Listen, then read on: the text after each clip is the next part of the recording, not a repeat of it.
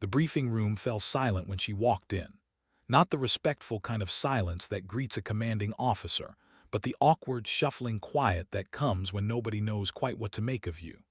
Lieutenant Colonel Nadia Karev moved through it like water, her flight suit crisp despite the 400-hour, her dark hair pulled back in a regulation bun that somehow still managed to catch the fluorescent light. She'd heard the whispers before she opened the door. They always whispered. 23 years in the cockpit, more combat sorties than most of the men in this room had training flights, and they still whispered. The forward operating base Sharana Operations Center smelled like burnt coffee and aviation fuel, a combination that had become more familiar to her than her own apartment. On the wall, tactical displays showed the Hindu Kush mountain range in green monochrome, valleys shadowed like knife wounds across the terrain. Somewhere out there, beyond the wire, beyond the reach of the perimeter lights, something had gone wrong. 3 special operations teams had missed their check-in windows. Radio silence where there should have been voices, the kind of silence that made careers or ended them. Colonel Karev reporting as ordered, sir. Her voice carried no inflection, no invitation for commentary. Brigadier General Marcus Sutherland looked up from the tactical display, his jaw working something that might have been irritation or indigestion. Behind him, his aide, a captain whose name tape read Morrison, barely concealed a smirk.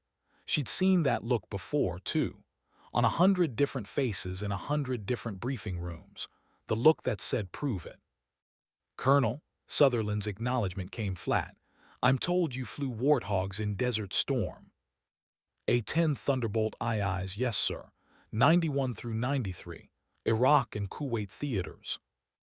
That was 30 years ago. 34, sir.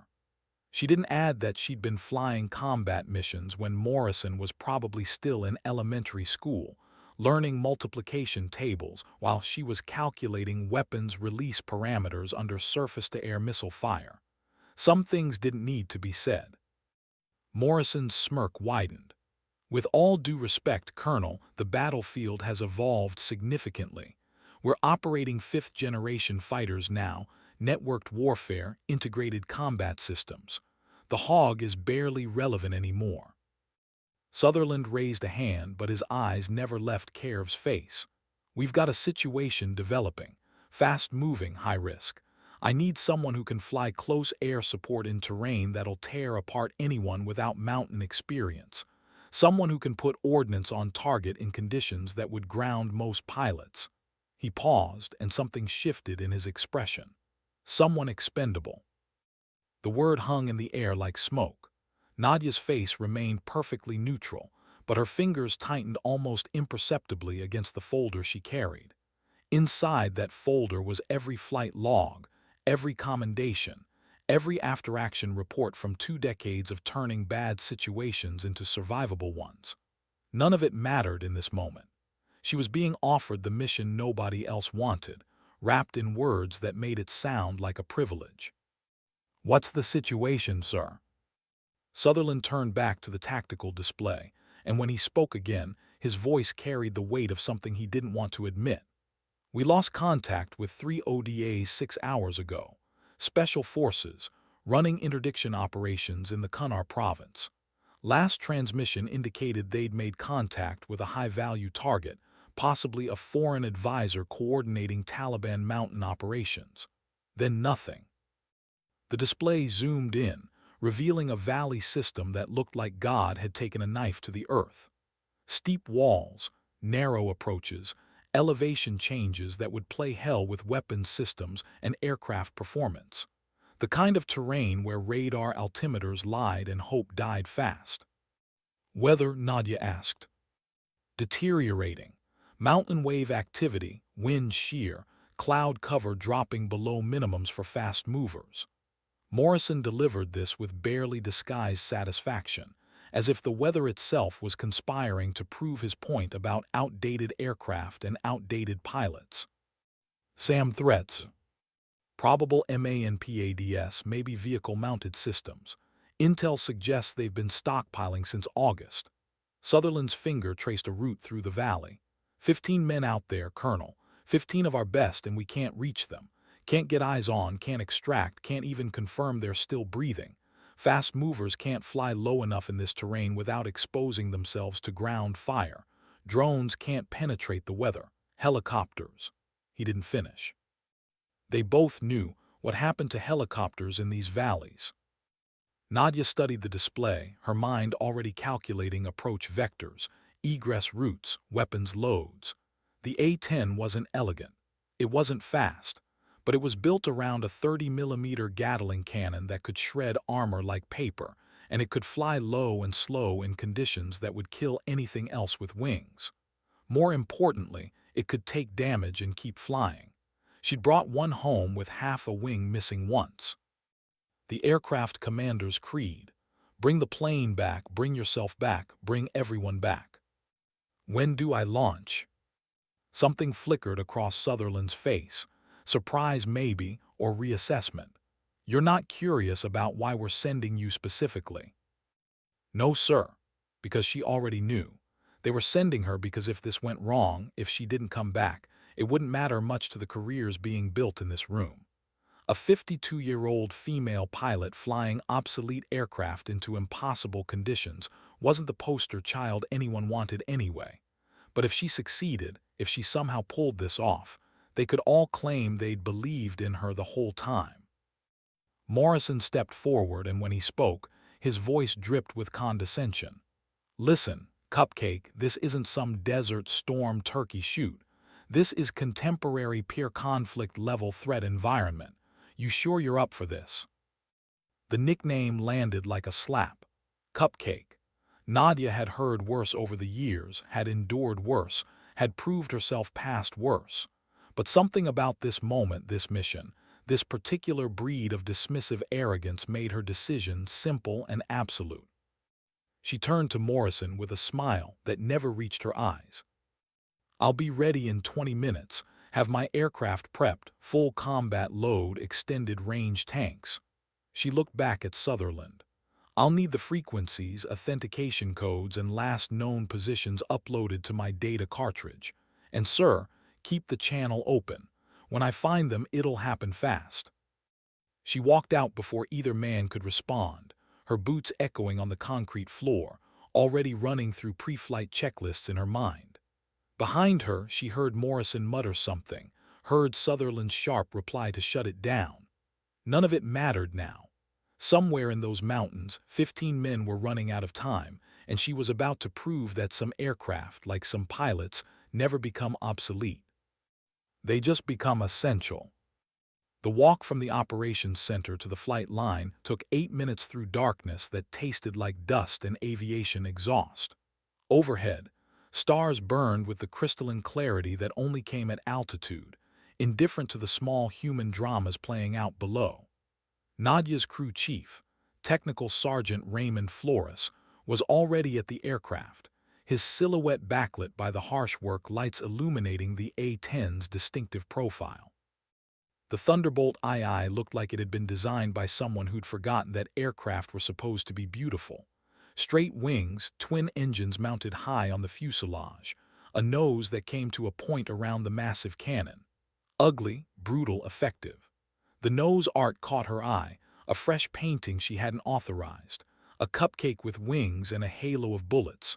Flores followed her gaze and winced. Ma'am, I can paint over that right now. Morrison's crew chief came by earlier, said it was funny, and He trailed off, reading something in her expression.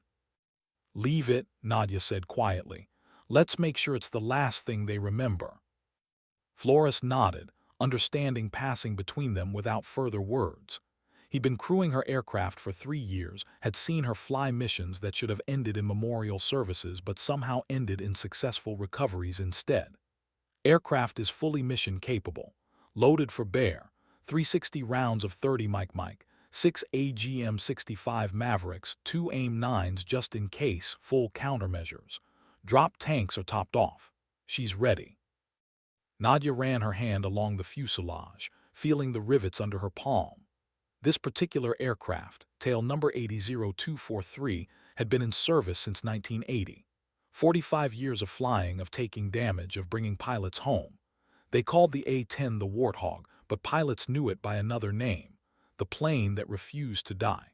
Titanium bathtub around the cockpit, redundant control systems, engines designed to run even with half their components shot away. It was the aerial equivalent of stubbornness given form, and right now, that was exactly what this mission needed. The pre-flight went fast, muscle memory from 10,000 previous flights. Check the flight controls, verify the hydraulics, inspect the weapon stations, confirm the targeting pod alignment. Each action precise, methodical, no wasted motion. In the cockpit, surrounded by switches and displays that most modern pilots would consider archaic, Nadia felt something settle into place. This was her element. Not briefing rooms full of skeptical stares, not career politics or peacetime military posturing. Just her, the machine, and a mission that needed doing. Tower Hog 2-1, ready for start sequence. Hog 2-1 Tower, cleared to start. Winds 270 at 15, gusting to 22. Be advised, Sharana is currently red on inbound traffic due to weather developing to the north. Copy winds and traffic advisory, starting now. The engines wound up with their characteristic high-pitched whine, different from the throaty roar of fighters or the thunder of heavy lifters. This was a working sound, industrial and purposeful. Nadia ran through her combat systems checks, watching displays come online, feeling the aircraft wake up around her. The targeting pod initialized, giving her infrared and daylight camera feeds. The heads-up display painted green symbology across her field of view. Weapons systems showed green across the board. Hog 2-1 radio check. Loud and clear 2-1. You've got discrete freak for the ground team loaded on preset 2. Call sign is Python 36. Last transmission was 0215 local. They were requesting immediate air support, said they were taking effective fire from multiple positions, possibly pinned down. 6 hours ago, an eternity in combat. Nadia's jaw tightened, but her voice remained steady. Copy all, request immediate clearance for departure. A pause on the radio, longer than it should have been. Then, 2-1, be advised. General Sutherland wants to speak with you before you depart. Of course he did. Nadia throttled back, letting the engines idle and switched frequencies. Hog 2-1 up on command push. Colonel Kerv. Sutherland's voice carried that peculiar quality of authority mixed with uncertainty. I'm going to be direct. This mission has an extremely low probability of success. The weather alone should ground you. The threat environment is severe. And even if you locate the ground team, extract is going to be nearly impossible without dedicated CSAR assets, which we don't have positioned. You understand what I'm telling you? Yes, sir. So why are you going?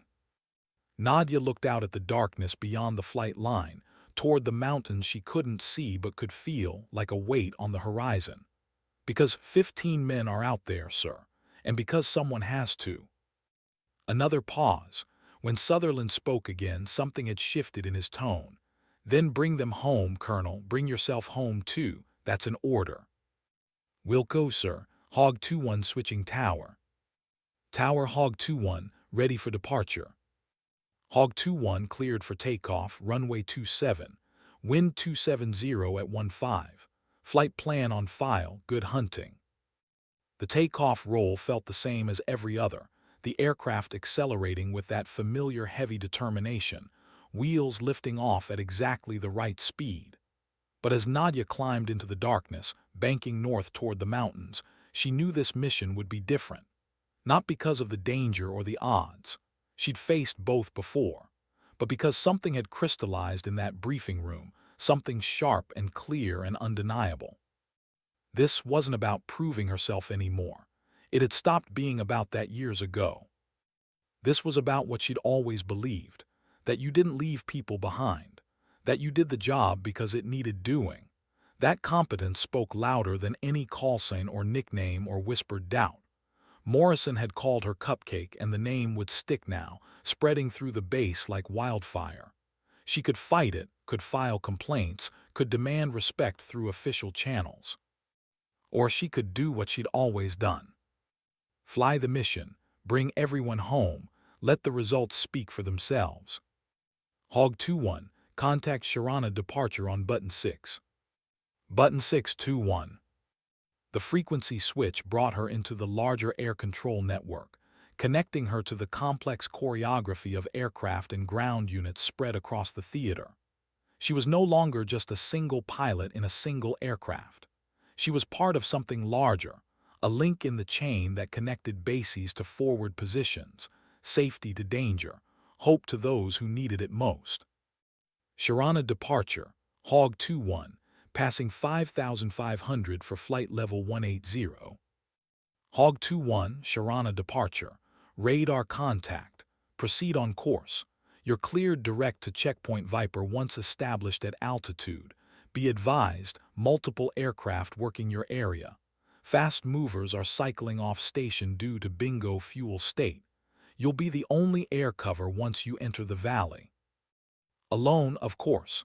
The fast jets, the F-16s and F-15Es, couldn't loiter. They screamed through their missions on afterburner, dropped their precision munitions from altitude, and ran home when their tanks went dry. The A-10 was different. It could stay, could circle, could wait and watch and respond when things went wrong. That's what it was built for. That's what she was here for. The climb continued through thin clouds, moisture streaming past the canopy. At 18,000 feet, she leveled off, the engines settling into a steady drone. Ahead, the mountains rose like black teeth against the slightly lighter darkness of the sky. No moon tonight, just stars and the faint glow of distant bases. The weather was already deteriorating, clouds building over the peaks, wind shear evident in the turbulence that buffeted the aircraft. She switched to the tactical frequency, the one connected to Python 3.6, and transmitted into the static. Python 3.6, this is Hog 2-1, inbound your position with full combat load and 6 hours playtime.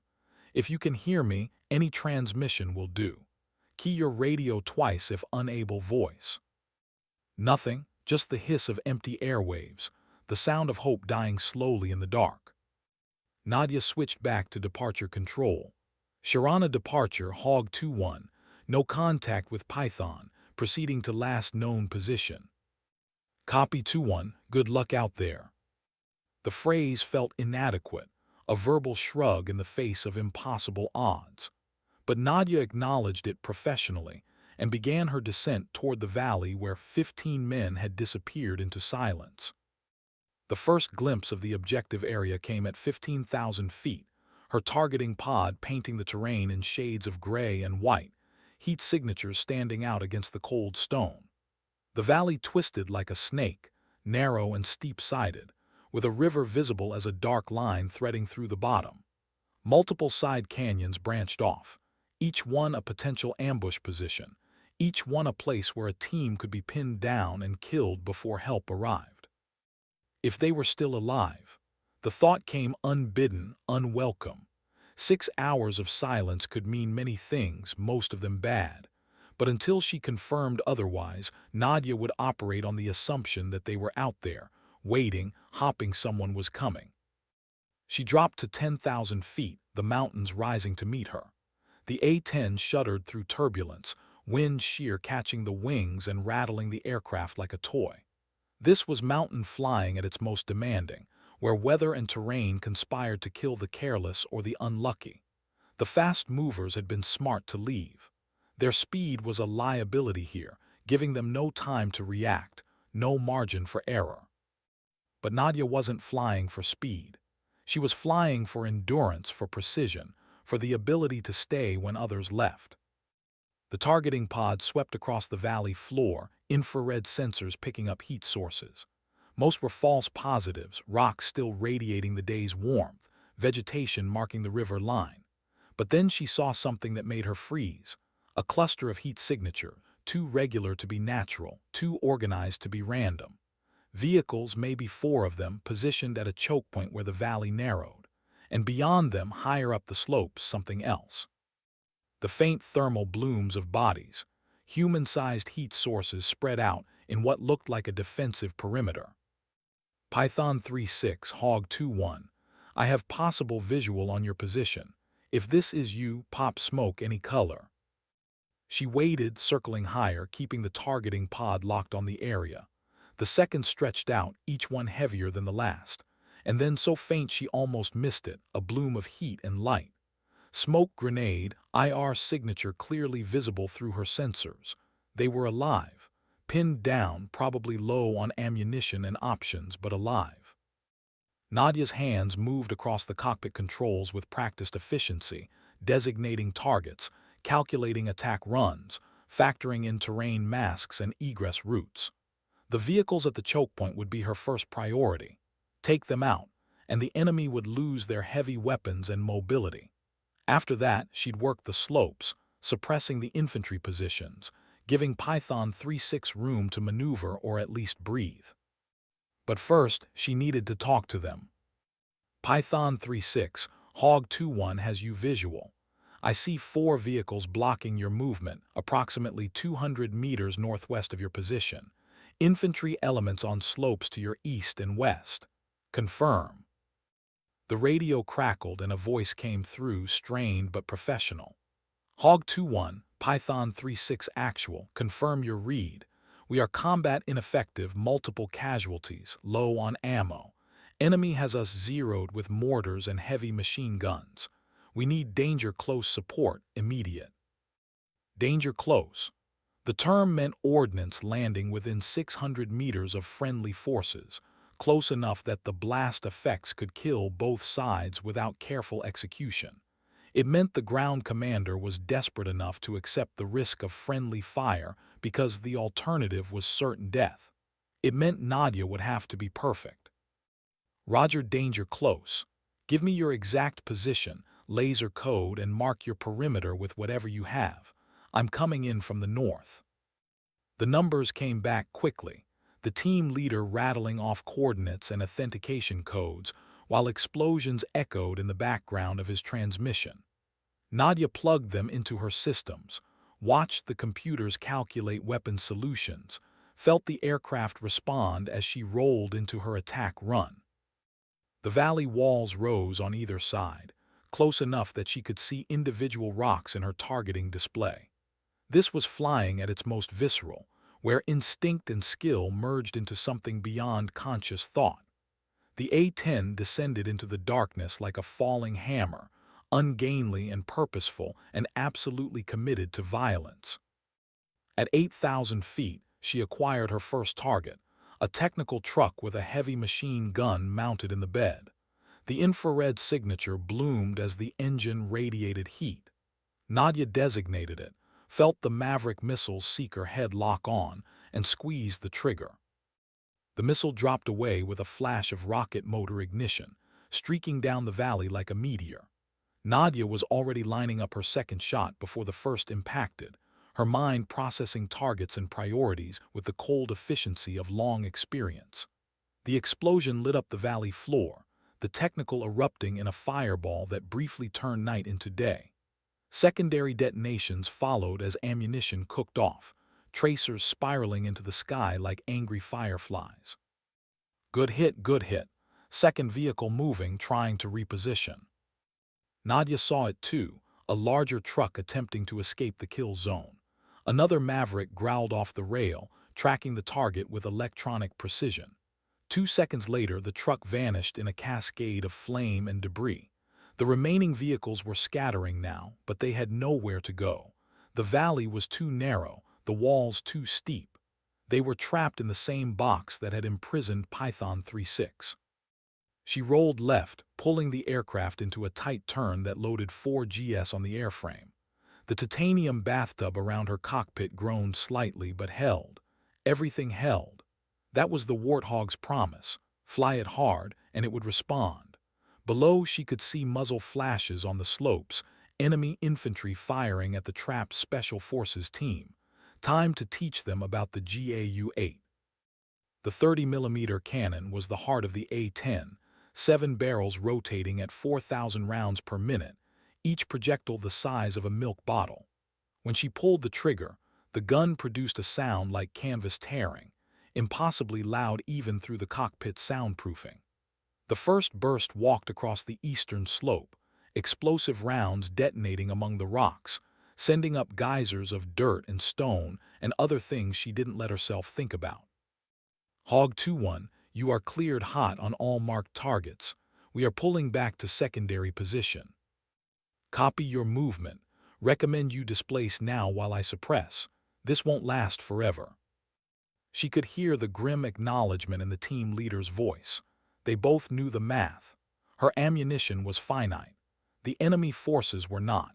Eventually, she would have to leave, and when she did, the pressure would resume.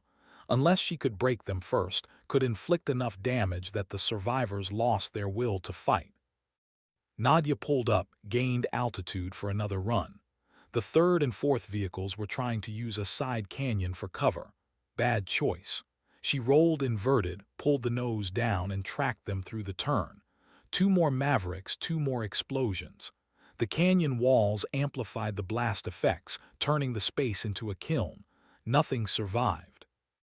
All vehicles destroyed, working infantry positions now. The next 20 minutes dissolved into a violent ballet, the circling and diving and climbing again, trading altitude for energy, spending ammunition with calculated precision. Nadia worked each target methodically, using the cannon to suppress, using her remaining munitions to destroy hardened positions. The mountain slopes became a moonscape of craters and burning vegetation, the enemy fire gradually diminishing as positions were eliminated or abandoned. Her fuel gauge was dropping.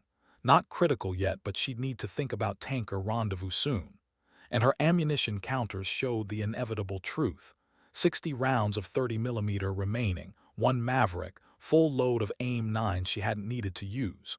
She'd expended almost everything, and while the immediate threat had been neutralized, she could see new heat signatures moving in the distance. Reinforcements, drawn by the sound of battle. Python 3-6, Hog 2-1, I'm Winchester on most ordnance. What's your status? 2-1, we've established a new perimeter. Casualties are stable, but we can't move them through this terrain without extraction. We need CSAR. Combat search and rescue. Helicopters, medical evacuation, the whole 9 yards.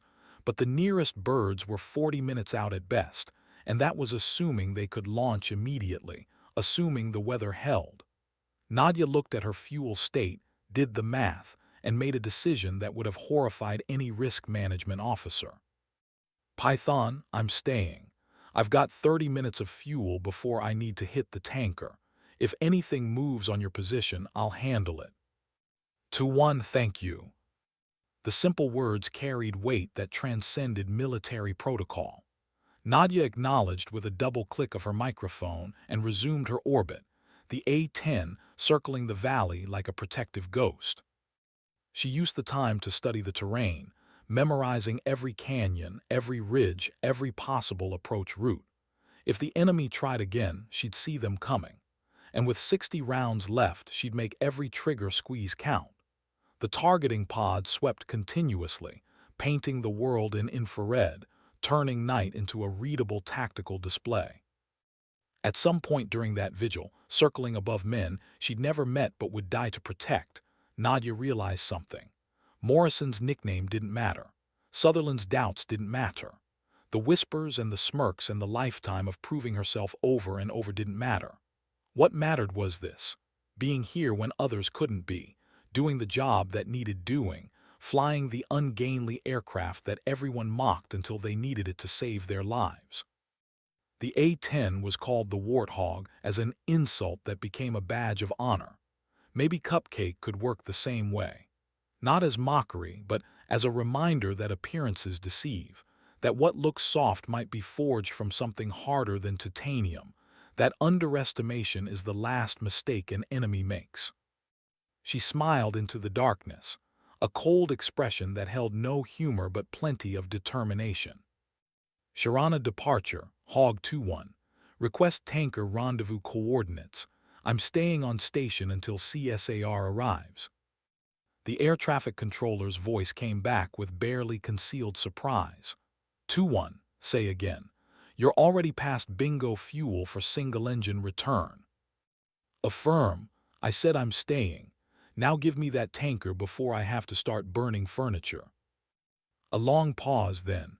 Roger 2-1.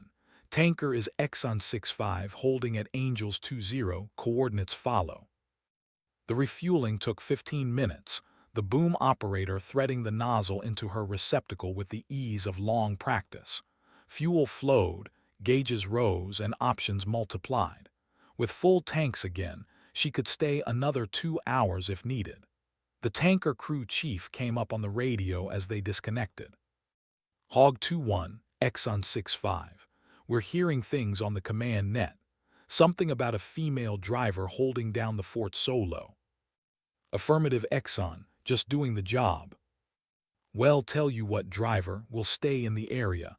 You need another top-off, you just holler what you're doing out there. That's how it's supposed to be done. The acknowledgement warmed something in Nadia's chest, a small ember of recognition from someone who understood the mission.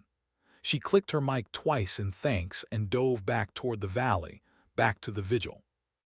The combat search and rescue birds arrived 52 minutes after her initial engagement, 2 Black Hawks with full escort, flying nap of the earth through the valley system.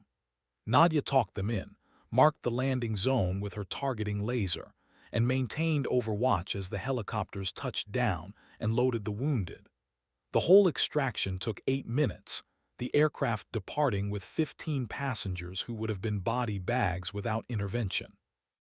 As the last helicopter climbed away into the darkness, Python 3-6 came up on her frequency one final time. Hog 2-1, Python 3-6 actual. I don't know your name, driver, but I want you to know something. Every man on this team is going home because of you. Every single one. We won't forget.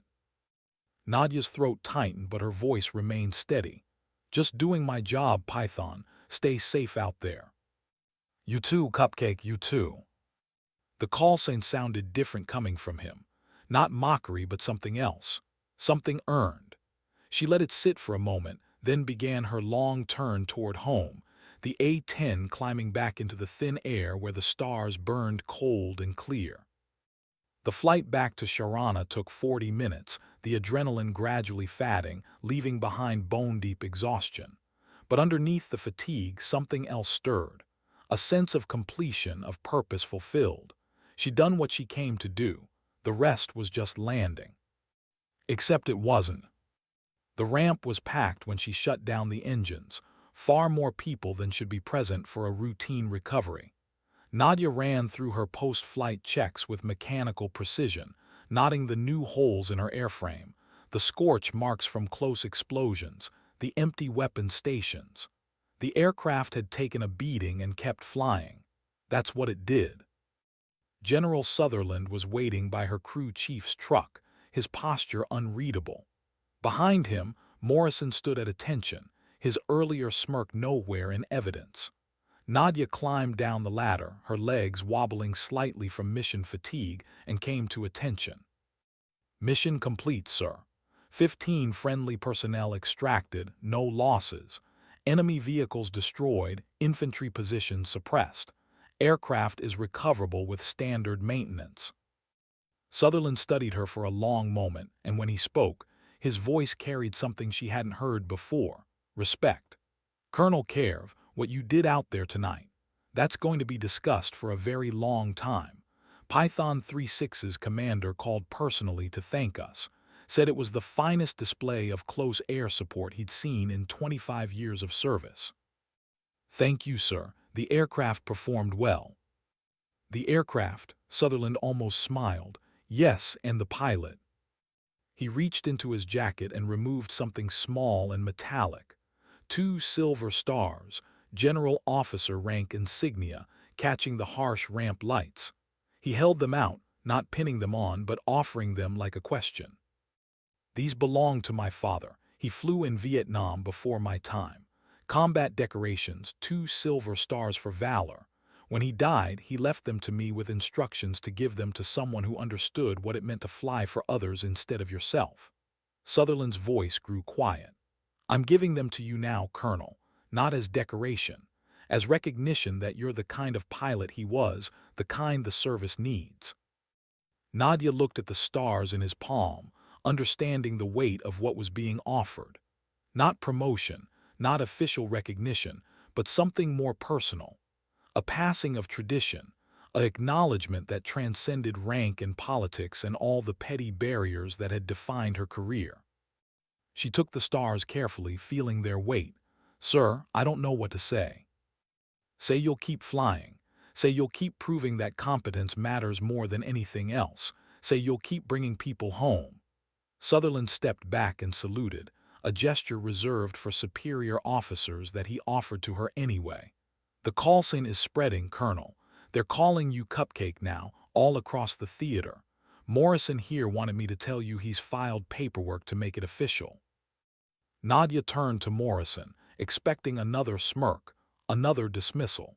Instead, she found him standing at rigid attention, his face carefully neutral but his eyes holding something that might have been shame. "Sir, with your permission, I'd like to apologize to Colonel Cairv. What I said in the briefing was inappropriate and unprofessional. She's proven herself 10 times over." The apology landed awkwardly, forced but sincere. Nadia nodded once. "Apology accepted, Captain. Just remember what you learned tonight." "Yes, ma'am, I will." Sutherland cleared his throat. "Well, I believe there's a crew debriefing scheduled for 800. That gives you 4 hours to clean up and catch some sleep. Dismissed." The crowd dispersed slowly, people drifting back to their duties. But Nadia noticed something as she walked toward the crew quarters. People were watching differently now. Not with skepticism or amusement, but with recognition. She'd crossed some invisible threshold, moved from outsider to insider, from question mark to known quantity. In her quarters, she placed the silver stars on her desk where they caught the first light of dawn creeping through the window. 2 small pieces of metal that represented lifetimes of service, of missions flown in conditions that tested every limit, of decisions made when no good choices existed. She thought about Morrison's nickname, about how language could transform from weapon to badge. Cupcake, sweet and soft on the outside, but underneath, steel and fire and an absolute refusal to yield. She could live with that. She had lived with worse. The mission report took an hour to write, dry and clinical in the way that official documents demanded. Aircraft performance, satisfactory. Weapons employment, effective. Enemy casualties, significant. Friendly casualties, 0. The words failed to capture the reality of it, the fear and adrenaline and split-second decisions that made the difference between success and tragedy. But reports were never meant to capture reality. They were meant to document it for people who would never understand anyway.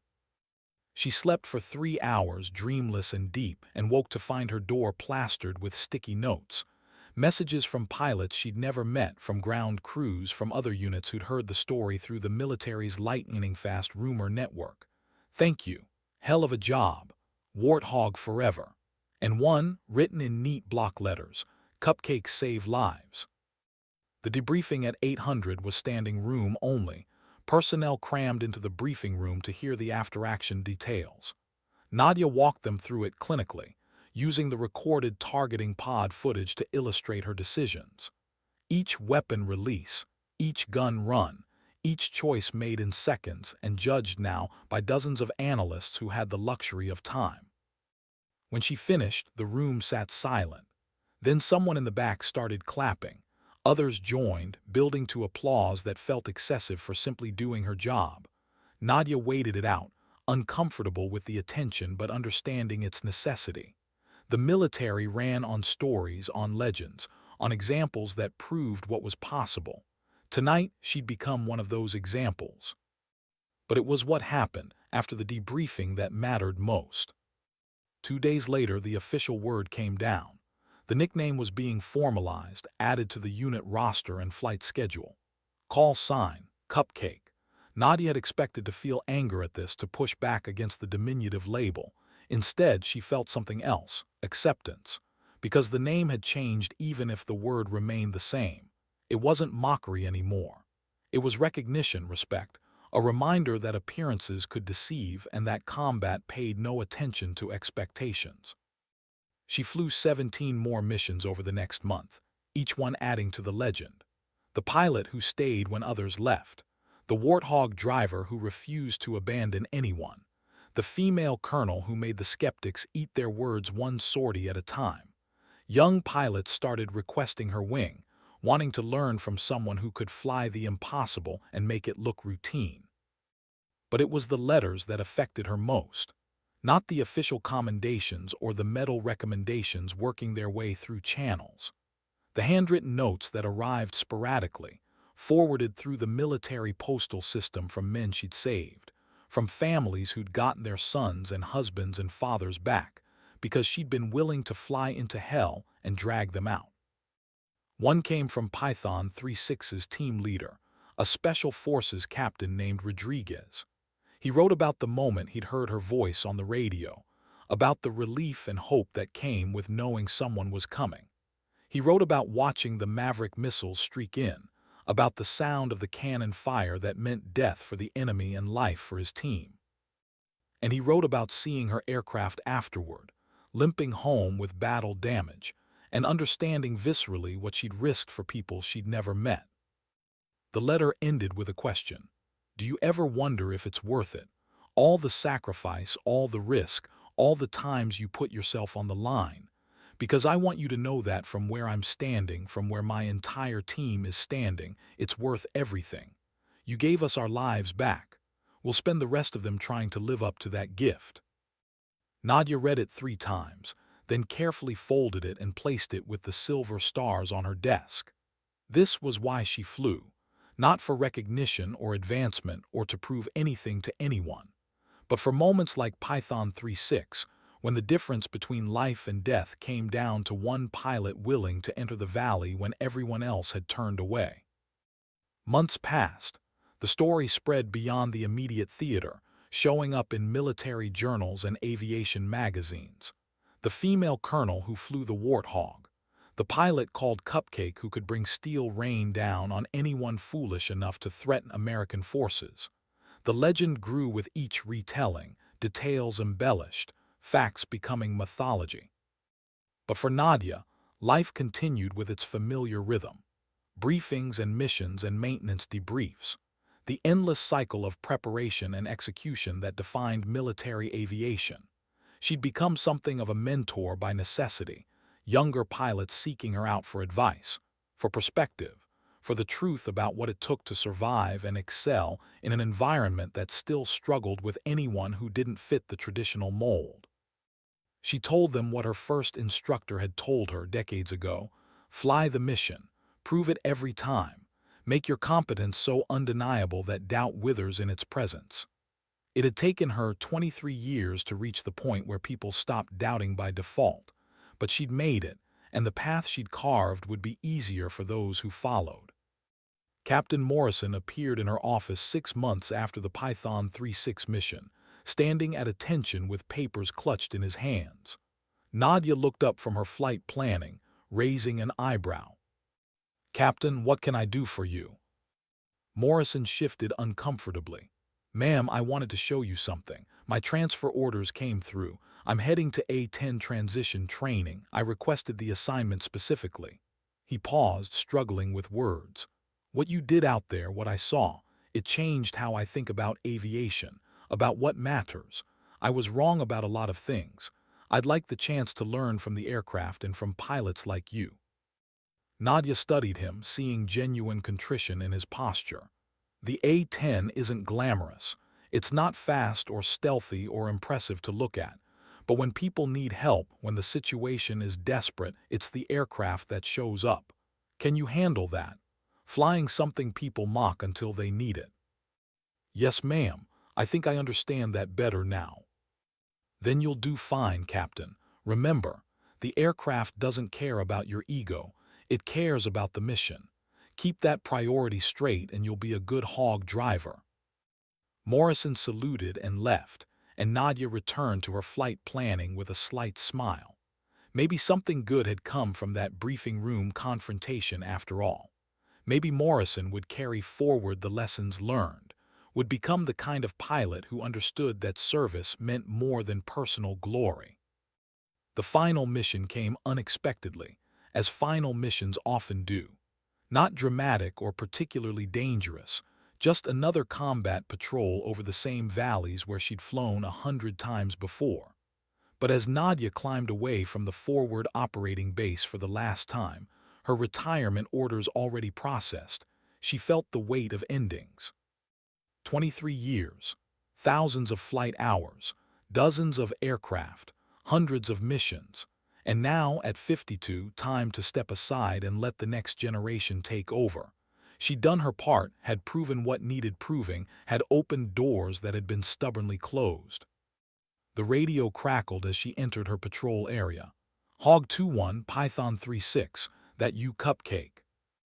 Rodriguez, still out there, still running operations in the same dangerous terrain. Affirmative, Python. Good to hear your voice. What's your situation? All quiet for once. Heard this is your last flight. Word traveled